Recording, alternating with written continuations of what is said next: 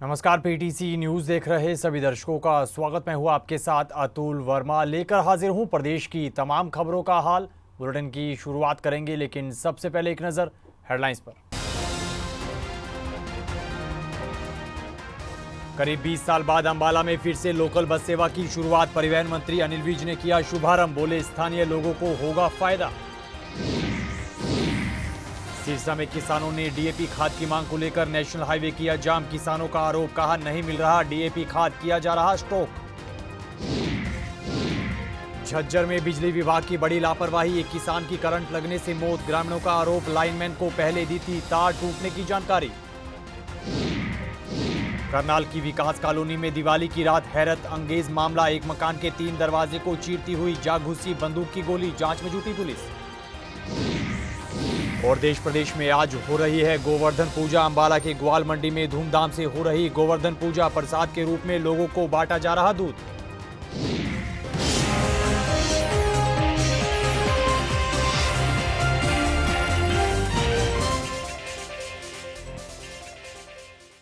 चलिए बुलेटिन की शुरुआत करेंगे गुड न्यूज के साथ। करीब 20 साल के बाद अंबाला में लोकल बस सेवा की एक बार फिर से शुरुआत हुई है। प्रदेश के परिवहन मंत्री अनिल विज ने लोकल बस सेवा की एक बार फिर से शुरुआत की है। आपको बता दें कि ये बसें अंबाला कैंट और शहर के बीच अलग अलग रूटों पर चलेंगी, जो सभी ग्रामीण और शहरी क्षेत्रों के हिस्से में जाएंगी और आम जनता को इससे काफी फायदा होगा। अनिल विज ने कहा कि इससे काफी लोगों को निश्चित तौर पर फायदा मिलने वाला है। वहीं मंत्री अनिल विज ने अपने तीनों विभागों के अधिकारियों को चेतावनी भी दी और कहा कि अब वो सभी विभागों की मीटिंग लेंगे और लापरवाही पर कार्रवाई भी करेंगे। इस दौरान उन्होंने दिल्ली सरकार पर भी तंज कसा है। मैंने कहा 1 तारीख से 1 नवंबर है, तो उस दिन लोगों को याद भी रहेगा कि अनिल विज ने 1 तारीख को 1 नवंबर से बसें शुरू करा दी थी। तो ही सेड चल जाएंगी सर 1 तारीख से, और आज 1 तारीख है, बसें तैयार। 4 बसें अभी हम शुरू कर रहे हैं। अभी हम रूटीन बसें शुरू कर रहे हैं, शुरू हो जाएगा, फिर इलेक्ट्रिक बसें लगा देंगे इनकी। जैसे इलेक्ट्रिक बसें खरीद कर वो लगा देंगे कि पोल्यूशन ना हो, ये भी हम चाहते हैं। और उसके लिए 4 बसें ये कहाँ से चलेंगे? एक बस चलेगी कलर रेडी, कलर रेडी के बाद डिफेंस कॉलोनी के बाद माली परेड से तोपखाना से जनरल की कोठी से फिर ये जो अपना एसडीएम ऑफिस है वहां पर, और वहां से अम्बाला शहर, ऐसे अम्बाला शहर के पॉइंट है। और ये बसें मैंने कहा भी इनको कचहरी तक पहुंचा, लोगों को कचहरी नहीं जाना, डीसी ऑफिस तक जाना पड़ता है, तो ये जा रही है कचहरी तक दोनों। खबर सिरसा से है। सिरसा में किसानों ने नेशनल हाईवे 9 पर जाम लगा दिया है। आखिर किसानों ने ये जाम क्यों लगाया है, इस खबर पर ज्यादा जानकारी के लिए सिरसा से हमारे पीटीसी संवाददाता सुरेन सावंत फोनलाइन पर हमारे साथ जुड़ रहे हैं। सुरेन, ये पूरा मामला क्या कुछ है और किसानों ने नेशनल हाईवे जाम क्यों किया है, बताइएगा।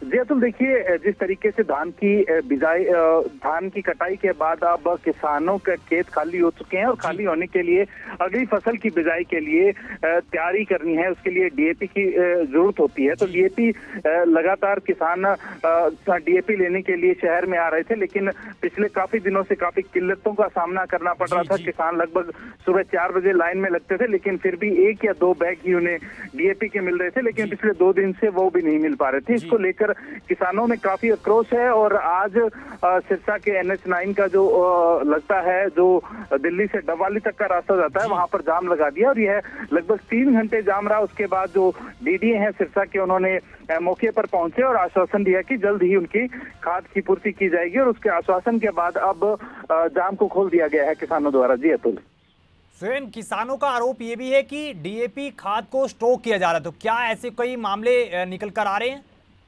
जी बिल्कुल, देखिए जब डीडीए यहाँ पर मौके पर पहुंचे तो उनको शिकायत लगाई गई कि कुछ ऐसे बड़े कारोबारी हैं जो डीएपी की स्टॉक कर रहे हैं, ऐसे आरोप उन पर लगाए गए हैं। लेकिन डीडीए ने आश्वासन दिया है कि इस तरीके का यदि कोई मामला आता है तो उस पर सख्त से सख्त कार्रवाई की जाएगी और आम किसानों को पूरी तरीके से डीएपी मुहैया करवाई जाएगी। जी जी चलिए सुरेन, बहुत बहुत शुक्रिया तमाम जानकारी हमारे दर्शकों के साथ साझा करने के लिए। तो किसानों की ओर से कुछ घंटे पहले नेशनल हाईवे नंबर 9 पर जाम लगाया गया था। किसानों का आरोप था कि डीएपी खाद उन्हें नहीं मिल रहा है, खाद को स्टॉक किया जा रहा है, लेकिन अब अधिकारियों ने उन्हें आश्वासन दिया है कि समय पर डीएपी खाद किसानों को मुहैया होगा।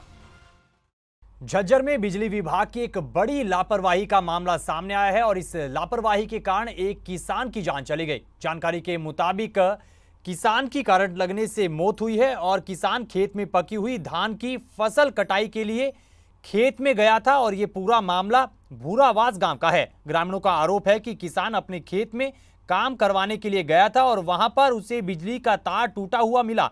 किसान ने लाइनमैन को इसकी जानकारी दी थी, लेकिन लाइनमैन ने टूटे तार में करंट ना होने की बात कही थी, लेकिन तार छूने से किसान की करंट लगने से मौत हो गई। मेरा भाई संदीप कुमार खेतों में काम कर रहा था, ठीक है। इसके लिए सितंबर में 15 अक्टूबर को और जिस दिन भाई की डेथ हुई 1 तारीख को, मतलब 1 नवंबर को भी उन्होंने बाकायदा इतला किया। उपदेश यादव लाइनमैन था, उसको 4-5 दफ़ा बोला गया है। और इसके लिए मैं बिजली विभाग को और मेरे गांव के सरपंच को पूर्णतः जिम्मेदार मानता हूं सर। और साथ साथ बिजली विभाग में जेई, एसडीओ, एक्शन, इवन एससी तक इसके लिए जिम्मेदार हैं, जिन्होंने इतनी बार कहने के बावजूद भी कोई कार्रवाई नहीं की इसके ऊपर। ये जी बिजली के कारण घटना हुई है। बिजली वालों की सरासरी गलती है जी। इसमें बिजली वालों के पास 3-4 बार कंप्लेंट करने के बाद भी उन्होंने कोई एक्शन नहीं लिया जी। कल भी दोपहर में उनके पास फ़ोन किया हमने, संदीप ने खुद ने फ़ोन किया अपने फ़ोन से। उससे पहले भी 2-3 बार उनसे फ़ोन पे बात हुई है, आमने सामने बात हुई है हमारी जी, मेरे सामने बात हुई है। उन्होंने उनसे बोला है कि भाई इसको या तो बांध दो या इसको उतारो जी, हमने खेत से धान निकलवाने हैं। लेकिन उन्होंने कोई रिएक्शन नहीं लिया जी। और उसने फ़ोन करके ये बोला बिजली वाले ने, हाँ भाई इसके अंदर करंट नहीं है, तू खींच ले, कोई दिक्कत नहीं है। उसके बाद में जी उधर शाम को मशीन आने वाली थी, उधर गए खेत में जी, भाई का उसके तार गया, हाथ लग गया जी, उसको वहीं पर डेथ हो गई जी। खबर करनाल से है। करनाल में दिवाली की रात विकास कॉलोनी में जहां एक और लोग आतिशबाजी कर रहे थे, वहीं एक हैरत अंगेज मामला निकल कर आया है। जानकारी के मुताबिक दिवाली की रात विकास कॉलोनी के एक मकान के 3 दरवाजों को चीरती हुई बंदूक की गोली घर में जा घुसी। इस घटना के बाद से परिवार के लोगों और आसपास के इलाके में दहशत का माहौल है। गोली किसने चलाई और गोली कहां से आई, इस बारे में अब तक पुलिस को कोई भी जानकारी नहीं मिल पाई है। फिलहाल पुलिस इस पूरे मामले की छानबीन कर रही है। खड़ा था अपने बच्चों को ले जा रहा था रोटी खाने के लिए, इतने में वो आई, मुझसे मेरी मैडम कह रही भाई देखो कुछ गिरा है यहाँ पे। मैंने देखा तो भाई ये गोली नहीं। फिर मैंने 112 पे कॉल किया, वो जल्दी से आ गए थे यहाँ पे। तो 3 दरवाजे क्रॉस करके गोली? हाँ जी सर, वो मैं यही खड़ा था सर सामने। तो बचाव हो गया तो बहुत। तो गोली का खोल भी मिल गया है? हाँ जी हाँ जी। तो गोली सर खड़ा था यहीं से, जी। ऐसे ही खड़ा था मैं और जा ही रहा था, बस ऐसे आई मेरे सामने से और चीरती चली गई दरवाजे को। और मैं देख नहीं पाया क्या था नहीं था। मैं सोचा तो आसपास किसी पे लगता है कि लाइसेंसी बंदूक होगा, हथियार होगा? पता नहीं सर, होगा तो सही, पर हमने किसी के साथ ना हमारी दुश्मनी है ना कुछ है, ना हमने किसी से। वो तो गलती से लगता है उनकी गोली चलाई, लेकिन लग जाती तो नुकसान हो जाता। नुकसान तो बहुत ज्यादा हो जाता है सर, अगर लग जाती किसी के तो हमारे तो बिल्कुल। बाहर भी एक चली है, वो बाहर दीवार पे भी छेद है, पता नहीं वो तो मिली नहीं, एक तो मिल गया हमारे को। आगे बढ़ते हैं। झज्जर में पॉली क्लिनिक के बाहर पूर्व सैनिकों ने जमकर हंगामा किया है और दवाइयां ना मिलने, साथ ही पॉली क्लिनिक के इंचार्ज की कार्यशैली पर सवाल उठाए हैं और अपनी नाराजगी दर्ज करवाते हुए रोष प्रदर्शन किया है। इस दौरान पूर्व सैनिकों ने पुरानी तहसील रोड पर पॉली क्लिनिक के बाहर जाम लगा दिया, जिससे राहगीरों को भी परेशानी झेलनी पड़ी। लेकिन पूर्व सैनिकों ने पॉली क्लिनिक इंचार्ज के खिलाफ जमकर नारेबाजी की। समस्या ये है सर कि हम पेशेंट हैं और हम कल भी मेडिसिन लेने के लिए आए, बोला सिस्टम चलेगा 2 बजा दिया हमारे लिए। उसके बाद बोला सिस्टम नहीं चलेगा, जाइए अपने घर, कल दवाई मिलेगी आपको, कल आ जाना। आज सुबह फिर आए हम, हमारे को 9 बजे 9:30 बजे तक यहाँ बैठाए रखा। उसके बाद बोले सिस्टम नहीं चला, आप अपने घर जाइए। उसके बाद में फिर हमने जो है अपनी जो है अभी यही था कि भाई हम अपने डीसी साहब को और रीजनल हिसार को अपनी समस्या भेजी है और जाम लगाने से समस्या का समाधान हो सकता है। जाम ये अधिकारी और ये आईओ वगैरह हैं साहब हैं, ये सब इसीलिए तो अभी बाहर आया, अभी बोलता है 2 दिन की दवाई ले जाओ। पहले अगर ये बोल देता भाई सिस्टम नहीं चल रहा, और कल ही हमारे को 2 दिन की दवाई दे देता तो हम सोमवार को आ जाते। ये तो बार बार हमारे को हरासमेंट कर रहा है और जो है ना थोड़ी थोड़ी देर के अंदर जो है ना कभी कुछ बोलता है कभी कुछ बोलता है। जान तो ये रोज बुला लेता, दवाई देता नहीं है। बूढ़े बूढ़े आदमी आते हैं और बकवास करता है, स्टाफ के साथ नहीं मिलकर रहता है, ना दवाई टाइम पर डिमांड करता है, कमीशन के चक्कर में घूमता रहता है मेडिकलों में। कोई एडमिट होता है तो उसको एडमिट नहीं होने देता है, कभी बोलता है उसने फोन फोड़ दिया। समझे, ये इस तक के काबिल ही नहीं है। ये सीआईडी के अंदर भी इसने बुरा हाल कर रखा था। वही सीआईडी जाके देखो, अभी कोई भी आदमी किसी टाइम भी सामान लो और सब सामान मिलता है। इसने बुरा हाल कर दिया, इसको हम ताकते ही नहीं। अब यहाँ पे दिक्कत कुछ भी नहीं, फैसिलिटी है ना, किसी को रेफर करता है, हम पैसे हमारे करते हैं, बीमा हमारा है ना कि इसके बाप का है। ये हमेशा वही तानाशाही चलाता है। यहाँ ये कौन है? ये कर्नल है यहाँ का इंचार्ज। दिवाली के दिन लगातार पटाखे जलाने और लगातार पराली जलने के बाद जींद जिले की आबो हवा काफी जहरीली हो चुकी है। जानकारी के मुताबिक जींद में एयर क्वालिटी इंडेक्स 335 के आंकड़े को पार कर चुका है और जींद की आबो हवा काफी जहरीली हो चुकी है, जिसके कारण सुबह से ही आसमान में जहरीली हवा और स्मोक छाई हुई है। इधर जिले की आबो हवा काफी खराब होने के कारण लोगों को भी काफी दिक्कतें पेश आ रही हैं। ये उस दिन दिवाली के दिन बम पटाखे बजाए गए और प्रदूषण ज्यादा बढ़ गया, इसलिए आंखों में जलन होगी और परेशानी ज्यादा बढ़ गई। तो क्या कारण है, सबसे बड़ा कारण इसका? ये जो पराली पुराली का धुआं होता है, इससे प्रदूषण बढ़ता है, ये जलाई नहीं जानी चाहिए। तो 435 पहुंच गया एयर क्वालिटी इंडेक्स, तो कहीं ना कहीं खतरनाक स्थिति भी तो समय बता रहा है जी इस टाइम तो। और ज्यादा जलन तो हो रही आंखों में, परेशानी ज्यादा बढ़ती जा रही है। तो ये जो जिसके सांस के रोग होते हैं, जो पेशेंट है, उनको भी दिक्कत आ रही है। वो तो ज्यादा मरने की दिक्कत में आ गए, उनको ज्यादा बढ़ेगी, ये तो दिक्कत है। तो इस प्रशासन ने 8 बजे से 10 बजे तक पटाखे जलाने का आदेश दिया था, तो लोगों ने इसका ना जी इसके ऊपर कोई आरोप नहीं लगाया गया। ये तो रात तक बजे, 7 रात तक चले। तो सुबह क्या देखा?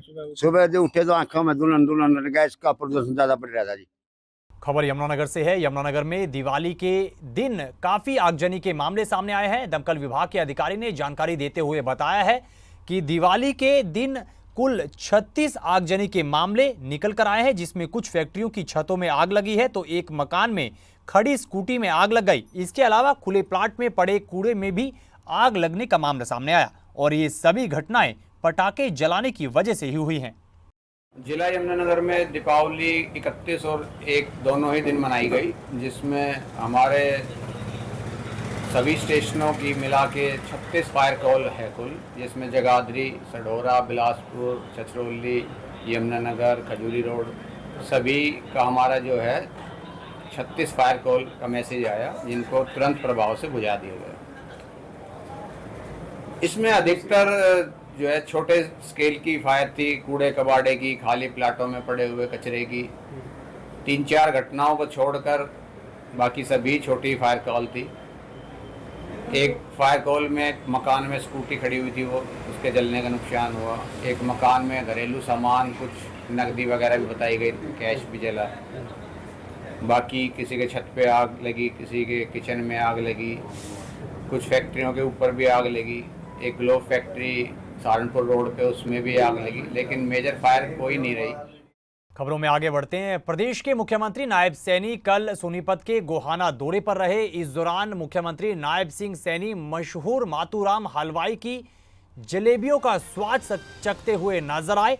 जानकारी के मुताबिक मुख्यमंत्री ने खुद जलेबियां भी तली और मंत्री अरविंद शर्मा और भाजपा प्रदेश अध्यक्ष मोहनलाल बडोली के साथ जलेबियों का स्वाद भी चखा।